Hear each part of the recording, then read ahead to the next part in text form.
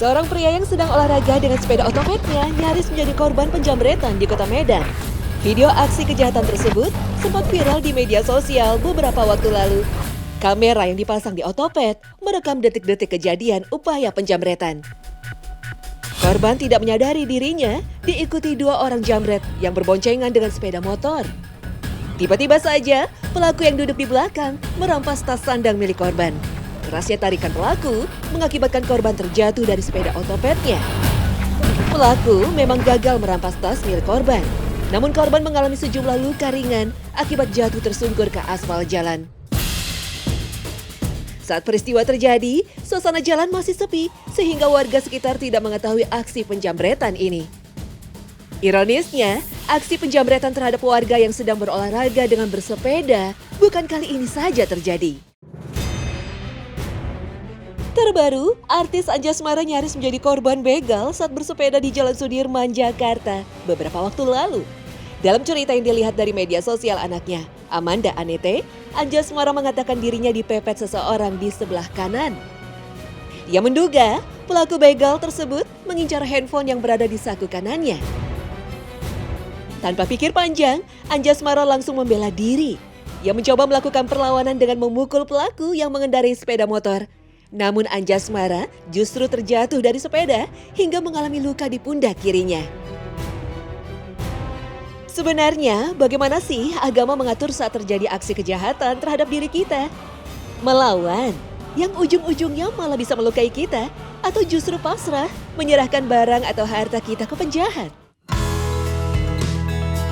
Orang yang terancam bahaya baik jiwa atau hartanya, maka berhak untuk melakukan pembelaan diri.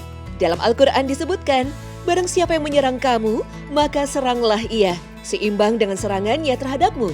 Bertakwalah kepada Allah dan ketahuilah bahwa Allah beserta orang-orang yang bertakwa. Quran Surah Al-Baqarah ayat 194.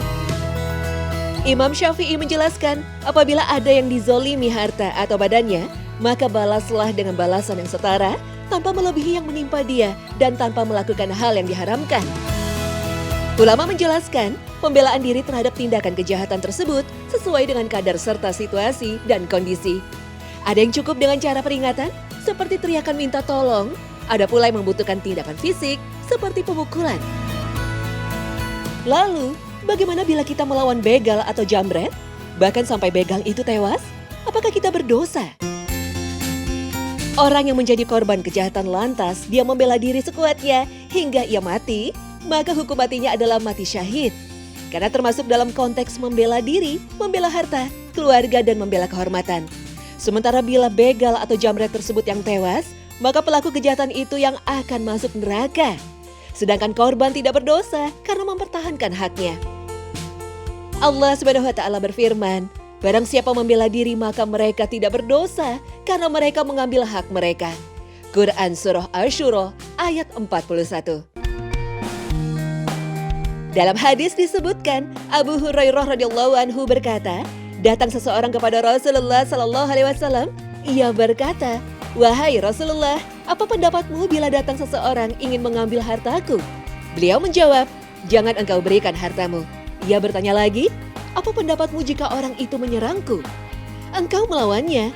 Jawab beliau, "Apa pendapatmu bila ia berhasil membunuhku?" Tanya orang itu lagi. Beliau menjawab, "Kalau begitu engkau syahid." "Apa pendapatmu jika aku yang membunuhnya?" Tanya orang tersebut. "Ia di neraka." Jawab beliau. Hadis riwayat Muslim. Rasulullah Shallallahu Alaihi Wasallam mengajarkan umatnya untuk terus berdoa dan berikhtiar. Banyak amalan dan doa yang diajarkan Nabi Muhammad Shallallahu Alaihi Wasallam untuk kebaikan umatnya, termasuk perlindungan ketika keluar dari rumah untuk beraktivitas. Disyariatkan bagi orang yang hendak keluar rumah untuk mengucapkan kalimat ini, yakni doa Bismillahirrahmanirrahim 'alallahi la haula wala quwata illa billah, agar ia mendapatkan kecukupan, perlindungan, dan petunjuk serta setan akan lari menjauh darinya. Hadis riwayat Abu Daud dan At-Tirmizi. Bismillahirrahmanirrahim 'alallah la haula wala quwata illa billah. Artinya, dengan nama Allah, aku bertawakal kepadanya. Tidak ada daya dan upaya kecuali dengan pertolongan Allah Subhanahu wa Ta'ala. Kalimat ini berisi penyerahan diri dalam segala urusan kepada Allah Ta'ala. Seorang hamba tidaklah bisa berbuat apa-apa dan tidak bisa menolak sesuatu, baik kebaikan ataupun keburukan, tanpa kehendak Allah.